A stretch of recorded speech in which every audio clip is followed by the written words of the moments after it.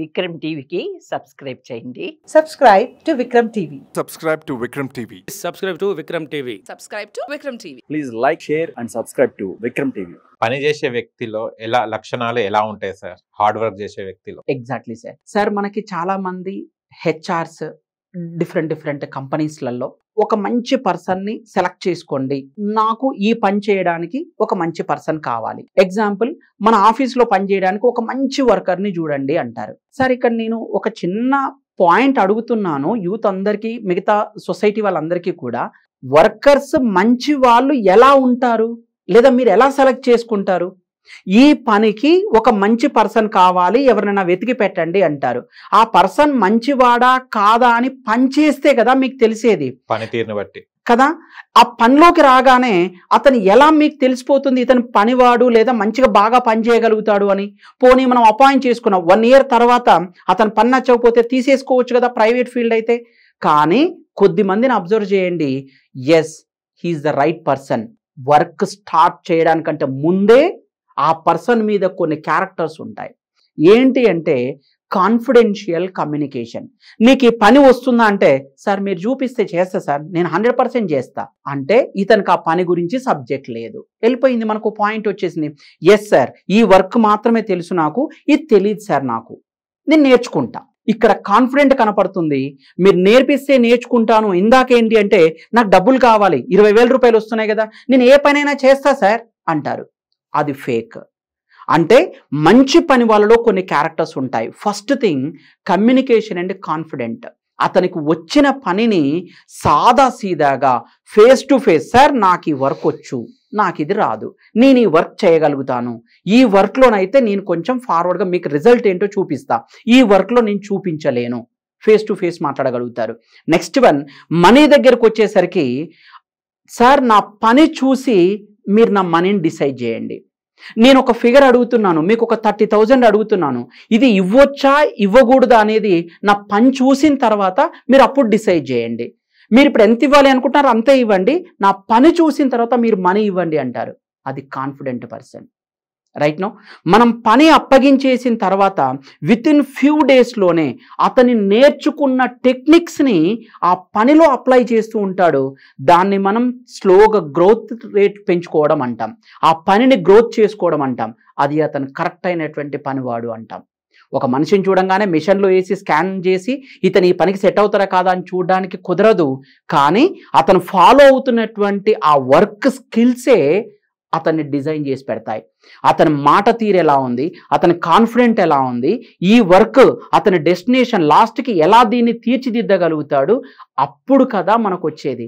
Example, Baahubali cinema తీసుకుందాం.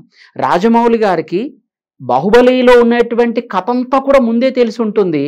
ఎవరిని ఎప్పుడు చంపాలో అతనికి తెలిసి ఉంటుంది, ఎవరు ఎప్పుడు చచ్చిపోతారో వాళ్ళకి తెలిసి ఉంటుంది. కానీ మధ్యలో వచ్చి, సార్ ఈ డ్రెస్ బాగాలేదు సార్, ఇతన్ని ఇప్పుడు చంపకూడదు సార్ అంటే అతనికి ఫుల్ పిక్చర్ ఉంది. మీరు మధ్యలో ఎవ్వరు మాట్లాడకండి, నేను చెప్పింది చెయ్యండి. ఎందుకు అంటే నాకు ఆ స్టోరీ మీద ఫుల్ కాన్ఫిడెంట్ ఉంది. ఇంకెందుకు మధ్యలో మనం డ్రాప్ అవుట్ అయిపోవడం, మీరు ఇలాగే చేయండి, మీరు ఇలాగే ఈ కథను తీసుకొని రండి, ఫైనల్కి వచ్చిన తర్వాత ఎలా ఉంటుందో నేను చూపిస్తాను అంటారు. అది కాన్ఫిడెంట్.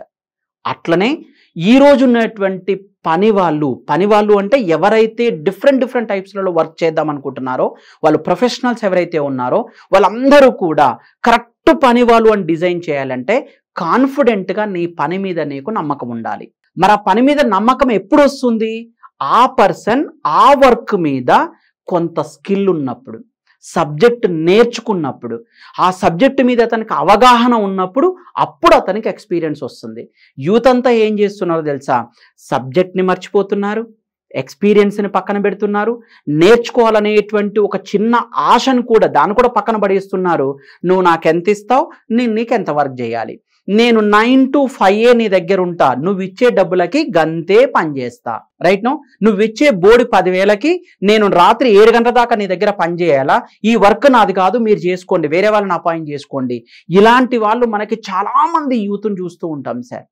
కానీ పని చేయడానికి రెడీ అయినటువంటి పర్సన్ ఎలా ఉంటాడో తెలుసా? అన్ని వర్క్స్ అక్కడ ఉండేటువంటి ఆ లొకేషన్లో ఆ సబ్జెక్ట్ అంతా నేర్చుకుంటాడు. అప్పుడు అతను ఆ పనిలోంచి బయటకు వస్తాడు, అప్పుడు డిమాండ్ చేస్తాడు, మనీ దానంతట అదే అతని వెనకాల వస్తుంది సార్.